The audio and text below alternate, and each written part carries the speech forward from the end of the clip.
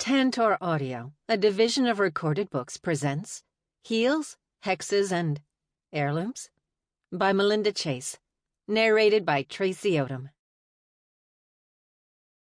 Chapter 1. There are a great many things that, had anyone asked, would have made it onto my list of strangest things I never needed to see. First and foremost would be the end of the world because, well, I don't think that one really needs to be explained. Second would probably be a 90s rave. Never went to one, never wanted to go to one, and will never go to one. And, last but not least, I would end my list with never, ever, wanting to see my grandparents sitting at the kitchen table making out like a couple of high schoolers. Add to that the fact that Grams looked her age, whereas Laslow looked decidedly less, and it bordered on a traumatic experience. Yet, not so luckily for me, when I walked downstairs the morning after Laslow, Hunter, and I returned from the Feyworld, I was greeted with the sounds of what my grandmother would term heavy petting. I would call it necking, or, if I wanted to be a little more British, snogging. Needless to say, it was the last thing I expected. I woke up that morning in a very strange mood, something between joy and complete confusion, which is probably a totally normal reaction when you've just come back from another world full of magical creatures like elves and fairies, finding your supposedly dead grandfather along the way, who, by the way, was a fugitive of the evil Elf King, a maniacal overlord who had stolen the throne centuries before. Oh yeah, and also, he looked like he's about 30. Sound like a lot? It was. An awful lot. As a matter of fact, it felt more internally devastating than everything else in my entire life. I'd gone through a divorce, discovered I was a witch, and then found I was half Fey on top of that. Then, without much of a choice, I had to learn about an entirely new world, one that I still didn't quite know how to navigate well.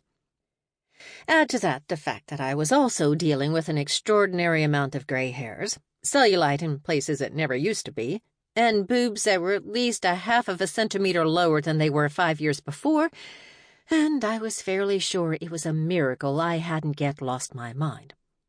Of course, all of that had come before I'd walked downstairs and seen my grandparents entangled in one another's arms, with their mouths pressed together so hard I was shocked that either of them were getting any oxygen.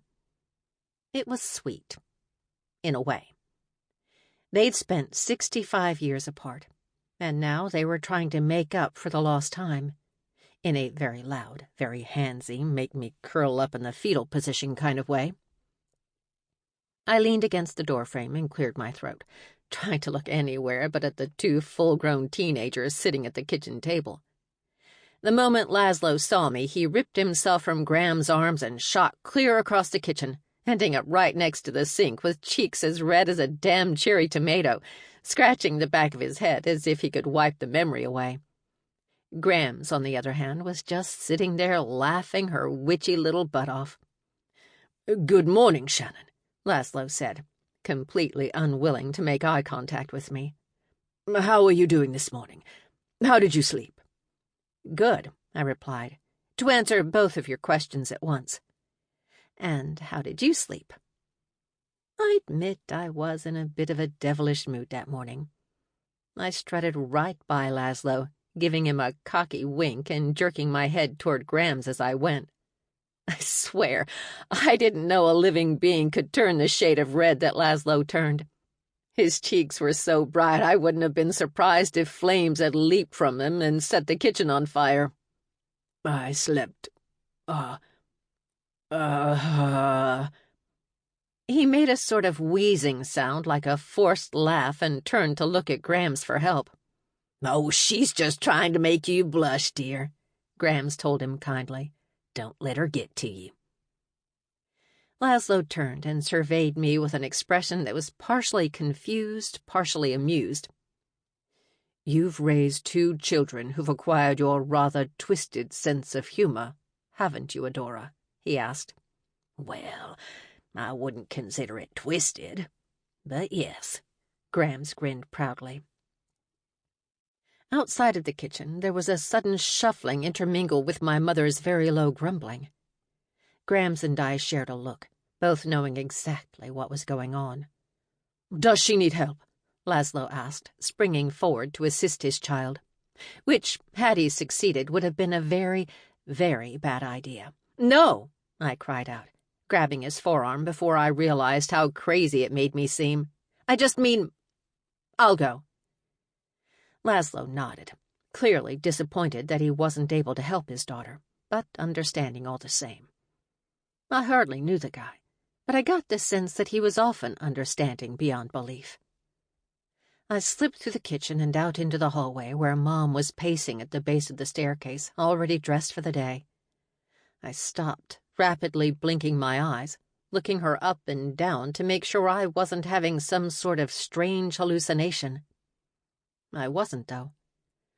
Mom had dropped her usual jeans and t-shirt for a lovely flowing black skirt and a teal-blue blouse, tucked neatly into the waistband. She'd even lost her usual cherry-red lipstick and had opted for a soft pink that blended right into her porcelain skin. "What?" she demanded, turning back around to face me, wiping her cheeks. "Do I have something on my face?" "No." I shook my head quickly. "You just look nice." Mom paused, a little surprised that I'd complimented her as she stood wearing clothes completely foreign to her. I could see her searching my face for any sign of sarcasm, but when she found none, she grinned. "Thanks," she replied, glancing down at herself. "I just thought I should look presentable, you know." She fluttered her hands nervously, which was a bizarre thing for me to witness. My mom was usually calm and confident, the female version of the elusive James Bond. If he were secretly a witch with fantastic powers, that is. But now she just looked nervous, like a shy little girl trying to impress her dad. It was so weird to see my mother stripped down to her very core like that. A part of me liked it. She was always so hard and always acted like she could take on anything. To see her vulnerability made her a little more human.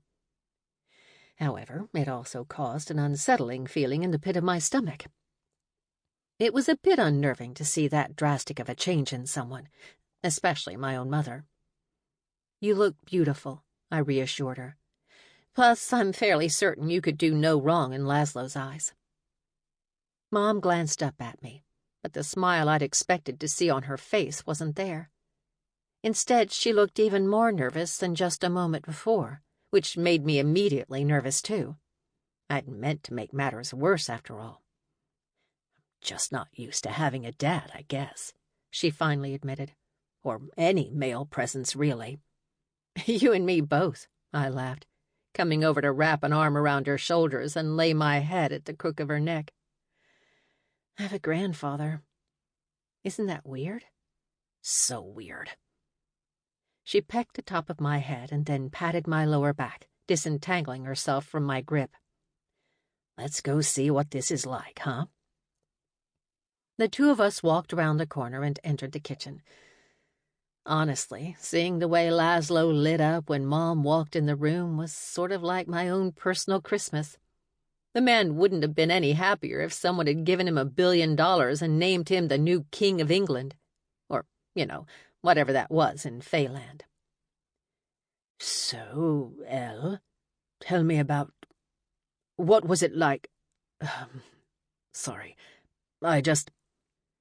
Laslow fluttered his hands around just as Mom did when she was at a loss for words, looking out at us from under thick black lashes and clearly praying for someone to jump in.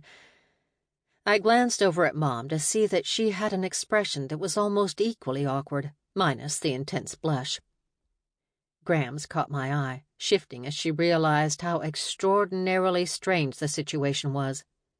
Sure, to her it was all about reuniting with the true love of her life. But for Mom, and to a certain extent for me, the entire morning could not have been more terrifying. Of course, I'd been allowed my little freak-out moment when I'd left Laslow standing in the field with Hunter the moment we landed. This one apparently was Mom's. "Elle, honey, why don't you tell the story of your prom?" Grams prompted. "I'm sure your father would love to hear about that. Wouldn't you, Laslow?" "Oh, yes, indeed," he replied, nodding vigorously.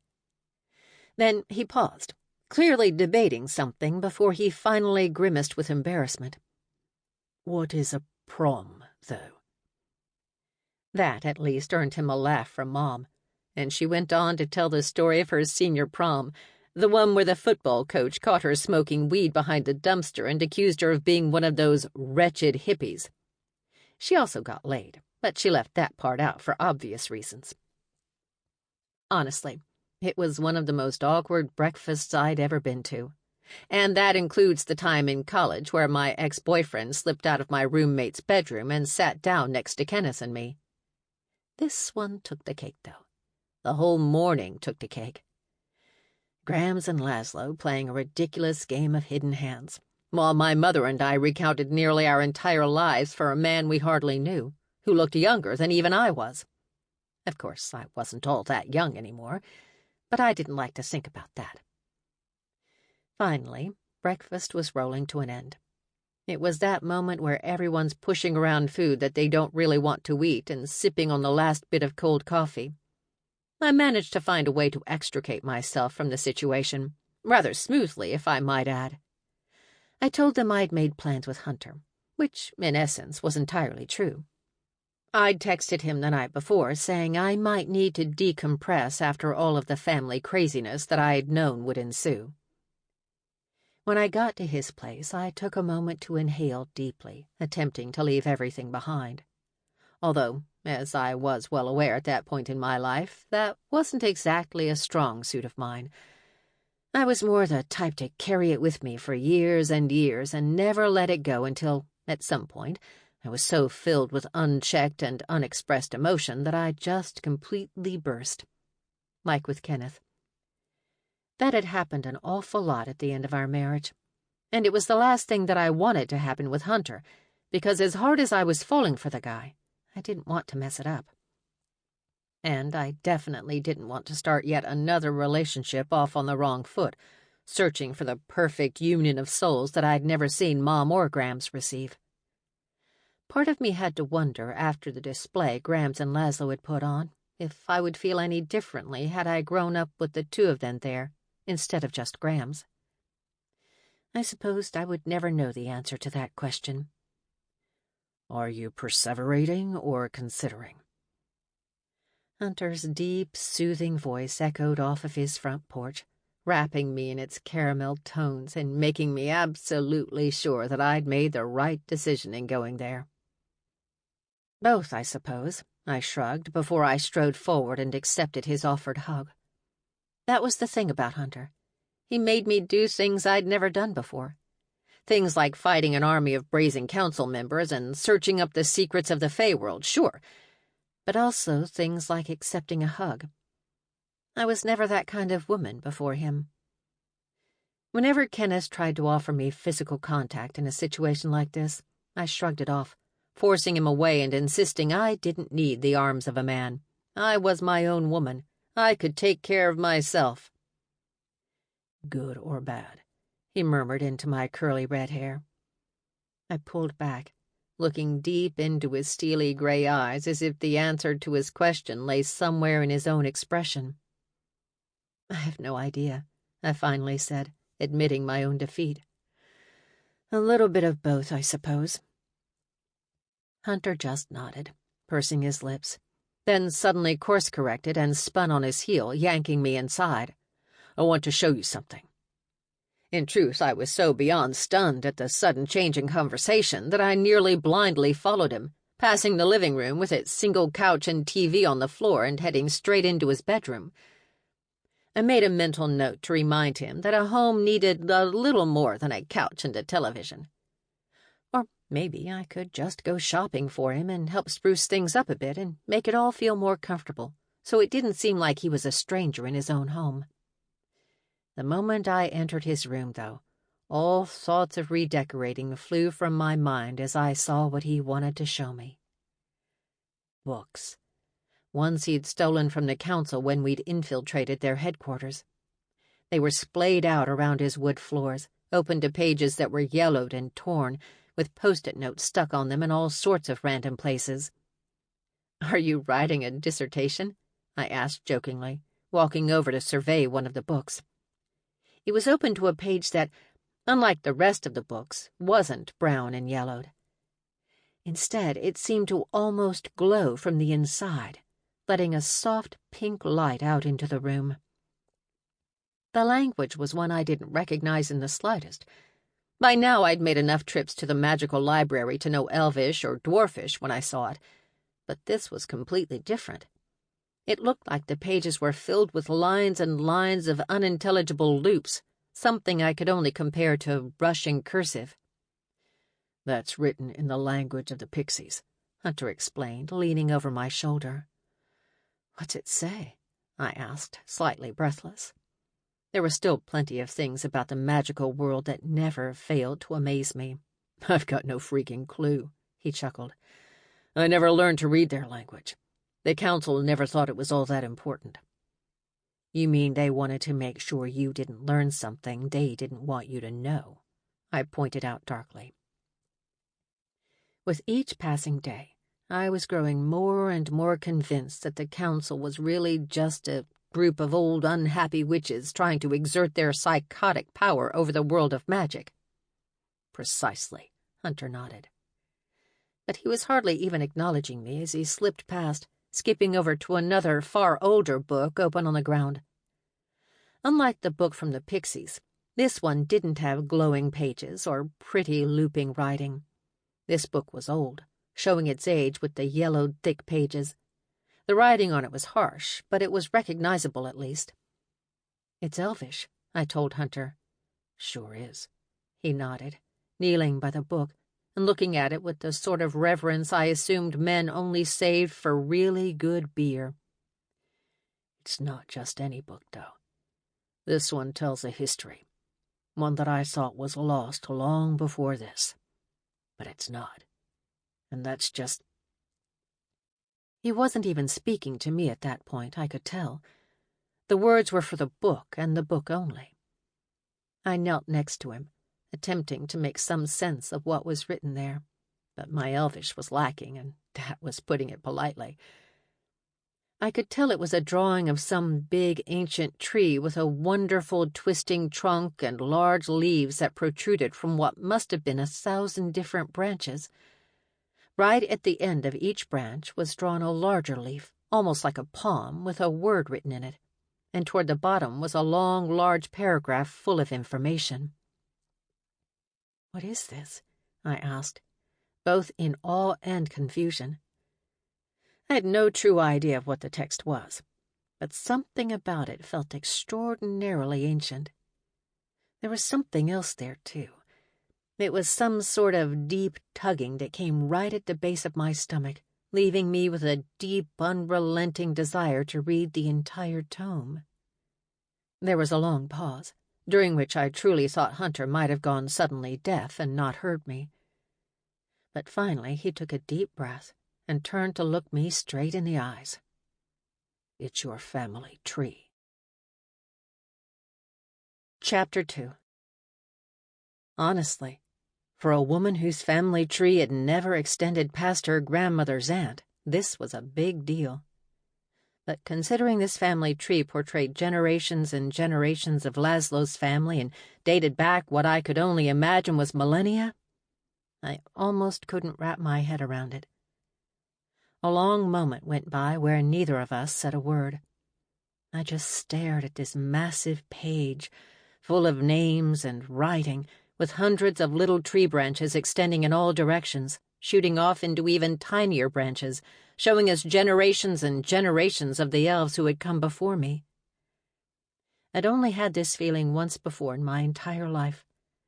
I'd been in Washington, D.C. during my graduate schooling, and one of the guards at the National Archives Museum had taken a fancy to my friend, Alicia Reynolds. He'd let us in after hours and snuck us in so he could actually touch the Declaration of Independence. I thought it was going to dissolve right in my hands. The experience was a once-in-a-lifetime thing that I would never forget. And I'd never thought anything in the world could match that. Until now. Slowly I reached out, grazing my fingers down the page, feeling the bumps and lines from the dried ink. My God, I breathed finally, trying to wrap my head around this magical experience. That's kind of what I thought, Hunter nodded. Who are all these people? I finally asked. I'm not too sure, to be honest with you, he replied. I got Lemon Drop's help last night in translating all of this, but none of the names really jumped out, except Laslow's, of course. He pointed to a name right near the very bottom, sitting all alone on its very own branch with no offshoots to think of. No children had been recorded, and Laslow didn't have any siblings. It was sad when I thought about it. They don't know about you, Shannon, Hunter said, sensing my hesitation. And it's better this way. It's the only thing that's kept you safe all these years. I know, I nodded quickly, turning away from the page so I didn't have to see my missing name. It's better this way, you're right. But I didn't feel better. A part of me felt that this was the same thing I'd been dealing with since I'd found out I was half Fae, and in truth, my entire life. I felt left out, forgotten, shoved to the side. Just like when I'd first found out about the strange bloodline I shared. It had been erased from my entire life, and now I was erased from this book. Look, Hunter said, distracting me by pointing at the chunk of text at the bottom of the page.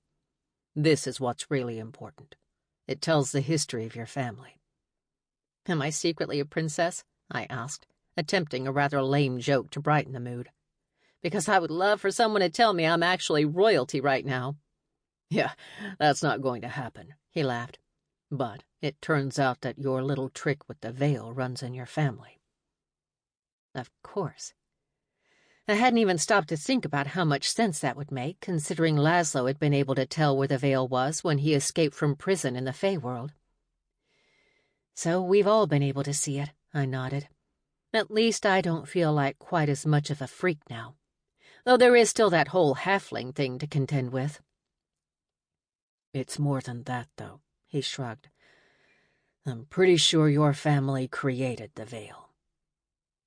Well, that was sure a revelation. After Hunter made me aware of the rather impactful history of my family, of Laslow's family, we sat talking for hours, well into the early afternoon. He let me just spill my guts out everywhere, telling him all sorts of deep inner thoughts that had been running the treadmill in my mind for the last 18 hours. That treadmill was going to burn out at some point soon, and I was not prepared for the smoke bomb of an explosion that would occur when it did. But Hunter did help sort through all of those strange feelings, and I left with a somewhat clearer head than I'd had when I'd come over. I also had to admit that this was going to take time. It was a strange new situation, as all situations in my life seemed to be, and there was no immediate fix for it. I might have been magical, but I couldn't just snap my fingers and make it all feel fine again. So, with that in mind, I tried to go home, telling myself I was going to face everyone and try to assimilate into this new situation, and attempt not to think about the impending fight. I needed at least a few days of relative normalcy before I started planning how to build an army of halflings. To my surprise, I found Tanya sitting on the front porch when I walked up, hunched over the first step and fooling around with the dark black laces of her combat boots. A flash of guilt washed through me. With everything going on in the last few weeks, I'd been an absolutely terrible friend to her, completely neglecting everything we needed to talk about. I'd up and disappeared to an entirely different world and hardly said a word of it to her. Hey, I grinned as I approached. Immediately her head shot up, and the biggest smile I'd ever seen her don graced her face. Hey, you, she said, standing up and running her palms down the face of her jeans, the way she always did when they were sweaty. Everything okay? I asked, noticing the weird way she was stepping about, sort of hopping from foot to foot like she needed to get her energy out. Oh, yeah, fine, she nodded quickly, but refused to make eye contact with me. Tanya, I prompted again, knowing full well that she was anything but fine. She puffed out a sigh, crossing her arms as if she needed to shield herself. She licked her lips before she spoke. "I just feel weird," she finally admitted. "I've been feeling it since last night, and I don't know at all how to explain it. It's like there's some sort of force suddenly that just sat down on my chest and now refuses to leave." I furrowed my brow, trying to figure out just what it could have been. Most people probably would have chalked it up to anxiety. But I knew Tanya. She was the last person on earth I would have expected to get anxious, and that included my rather free-spirited grandmother. "Why don't you come inside?" I told her. "We can have a Coke and watch a movie. Maybe do a girls' night?" "I'd love that." She nodded. "I'm sorry to impose." "Nope." I cut that off quickly, raising a finger in a way that was very reminiscent of Marcella. "None of that. Come on." I grabbed her around the arm and practically dragged her inside, just like Hunter had done to me, completely forgetting that there was someone inside who might not be ready to meet a halfling. Or she might not be ready to meet him. The moment we walked through the door, we nearly ran smack into Laslow as he walked from the living room toward the kitchen, with an empty bowl in hand and a dopey smile on his face. "I'd forgotten how much I like ice cream," he called over his shoulder. "And this is much improved since the last time I was here. Chocolate brownie deluxe. Who knew that a flavor with such a decadent name could be so simply delicious?" We'd barely made it through the doorframe before Tanya froze, staring at Laslow in absolute shock. For a split second, I tried to figure out if she was looking at his pointed ears or sort of strange hair. But a moment later, I realized she wasn't actually looking at him at all. She was feeling him. There's a strange spark a halfling gets when they're near another halfling, almost like a spark of electricity running all throughout our body. I'd felt it the first time I'd met Laslow, too, but I normally had to touch someone to know whether or not they had elven blood. Tanya clearly couldn't say the same.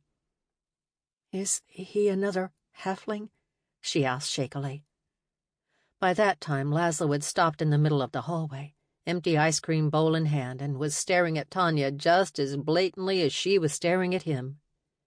"Shannon, you didn't tell me you had another friend," Laslow finally breathed, looking Tanya up and down like she was some sort of prize trophy.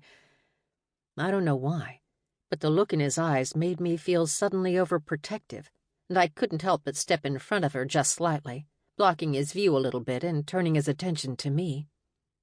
"We didn't get to it," I responded evenly. Grams appeared around the corner, looking between the three of us as if she didn't know why the energy was so tense. "Laslow, darling, I see you've met Tanya," Grams said gently, smiling at Tanya. Behind Laslow, Marcella was coming down the stairs, but she froze when she saw the almost standoff that was happening in the foyer. She leaned against the rail curiously, watching as the three of us took each other in. It was almost animalistic, crossing her arms as she viewed it.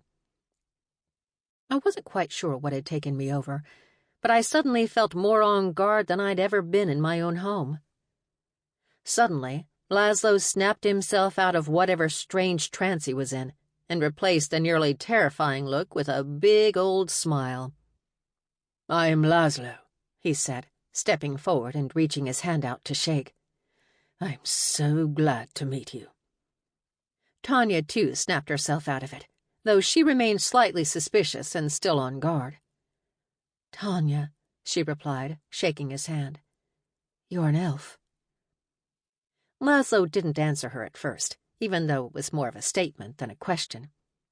Instead, he examined her, their hands still clutched together. "And you're a halfling," he finally replied, "with great powers. Powers that you've never allowed yourself to explore." Tanya yanked her hand back, rubbing it as if Laslow had physically burned her. Still, she seemed to be agreeable to him because she nodded. Laslow shifted his ice-blue eyes from Tanya's face over to mine and smiled softly. "You too, my dear," he murmured. "Come." And with a single gentle wave, he turned on his heel and headed back down the hallway toward the back door. Tanya glanced at me, and I glanced at Marcella, who nodded for me to follow my grandfather. I wasn't... Sample complete. Ready to continue?